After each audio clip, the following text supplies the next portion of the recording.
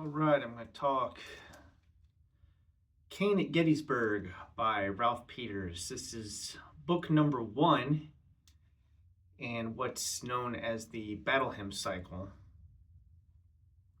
Although I did review Darkness at Chancellorsville, it's not really considered part of the Battle Hymn Cycle. Now, Darkness at Chancellorsville was written last, but chronologically, it's first.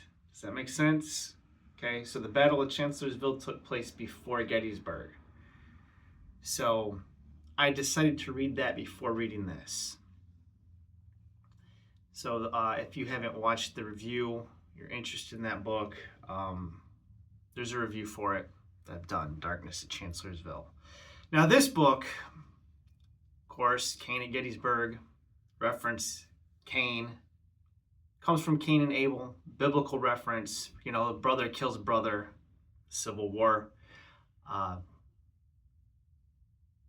This is very similar to Michael Shara's Killer Angels. Now, I don't know why somebody put this blurb on the cover, right? Look at this. Surpasses Michael Shara's classic, The Killer Angels. Brilliant. Some people think this is better than The Killer Angels. I've seen a lot of 5-star and 4-star reviews for this. I don't get it. It's not better than The Killer Angels. It's not. Now, maybe from the standpoint of what they're looking for is, blood and guts. Yeah, there's blood and guts in this. Okay, it's definitely more raw, but there's also a lot of talk about bowel movements in this book as well.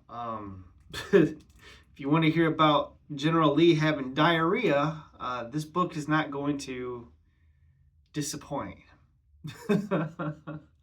Let's see. Okay, Killer Angels. Talking about the Killer Angels. This book, unfortunately, perpetuates a lot of the myths that were in the Killer Angels. Now, Killer Angels was written back in 1974. And this was written in, I'm not sure, it was in the 2000s, some point. I don't know what the copyright date is on this, but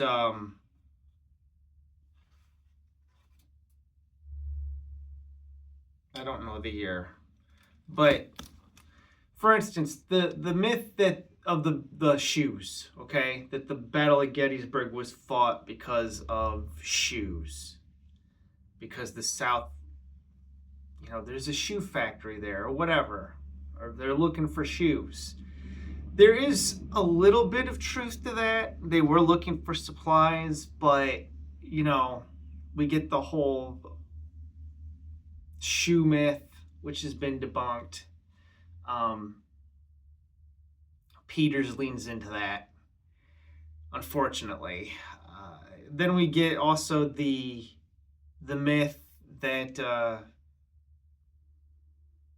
Jeb Stuart, General Jeb Stuart, was out joyriding.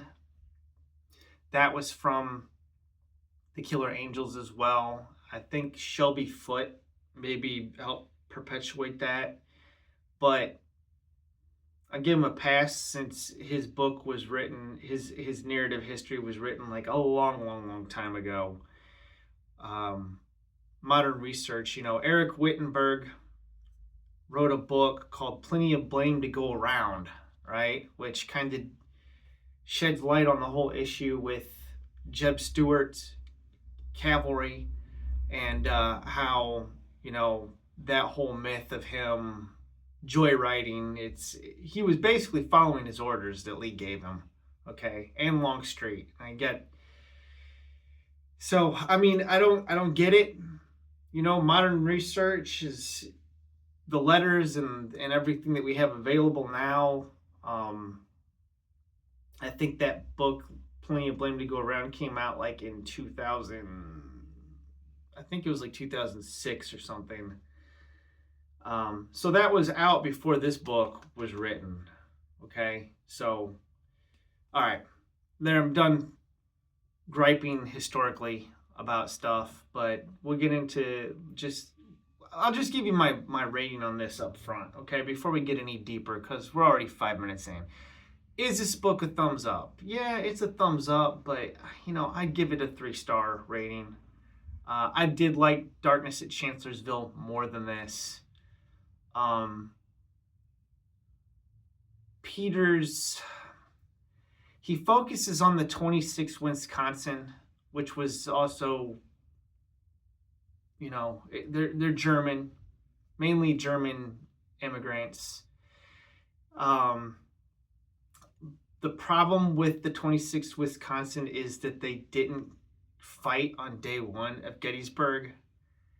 And he also focuses on the 26th North Carolina, which they were involved in fighting, especially on day 3 of Gettysburg, because they were in Pickett's charge, with Pettigrew and Trumbull.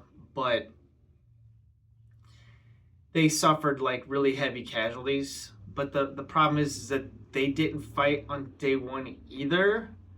So, whereas in Shera's novel, we get Buford's cavalry, okay, his perspective, and he does fight on day 1. So we get fighting on all 3 days.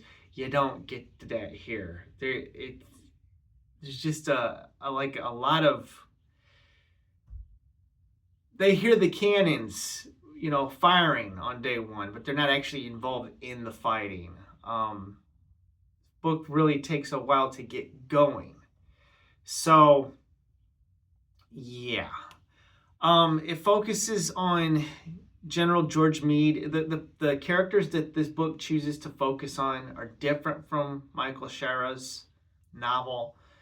And I can't help but compare it, okay? Because even Ralph Peters compares this book in the afterword, the author's note. He says, "The Killer Angels will remain the most beloved Gettysburg novel. Michael Shera's skillful writing, mythic portraits, and romantic view of the battle make it incomparable." Yeah, he's referencing it. It's a direct comparison. So I think this book assumes that you've already read Michael Shera's The Killer Angels. So it's the problem is that if you've read The Killer Angels already, that this book is kind of unnecessary, at least in my opinion. You don't get Joshua Chamberlain's battle on Little Round Top. He's not even mentioned. There's no mention of Joshua Chamberlain at all. Okay? So the 20th Maine and the 15th Alabama, not going to hear about them. What you are going to hear about, okay, which I think is probably the best part of the book, was Dan Sickles' battle in the Peach Orchard on day number 2. Okay? That's covered in here, and I think that portion's really good. And anything that's got General George Meade, okay, because we get his perspective, I think is pretty great. Unfortunately, when we get into this stuff with Lee and Longstreet, we're retreading territory where we've already been. And you're not really going to find a whole lot of difference from Shera's novel. Okay? So, I'm not saying it's a bad read. I'm just saying that, it's a good book. It's not a great book. Okay? And it pains me to say that because this book has really been hyped up and gets a lot of praise. And having read it, I thought it was okay. It was good, but it ain't no Killer Angels. So, all right, that's it. I think that the battle scenes are well done. Okay? I think that again, this book does not romanticize combat. But of the Civil War books that I've read, this is going to be, one of the lesser ones. It's It's not bad, but I'm just saying I would put The Killer Angels above this. I would put Shiloh by Shelby Foote above this book. I would put The Red Badge of Courage by Stephen Crane above this book. I would even put Darkness at Chancellorsville by Ralph Peters above this book. So this is like, it's okay. I'm just saying, don't go into this expecting it to be Killer Angels, because it ain't. Killer Angels is still like the better novel. I wish that Peters would have maybe focused on Jeb Stuart, and the battle in East Cavalry Field or something. I don't know. It's just the stuff that he focused on I didn't find to be the most interesting aspects of Gettysburg. So it's just me, I guess. I don't know. All right. Thanks for watching. Have a wonderful day.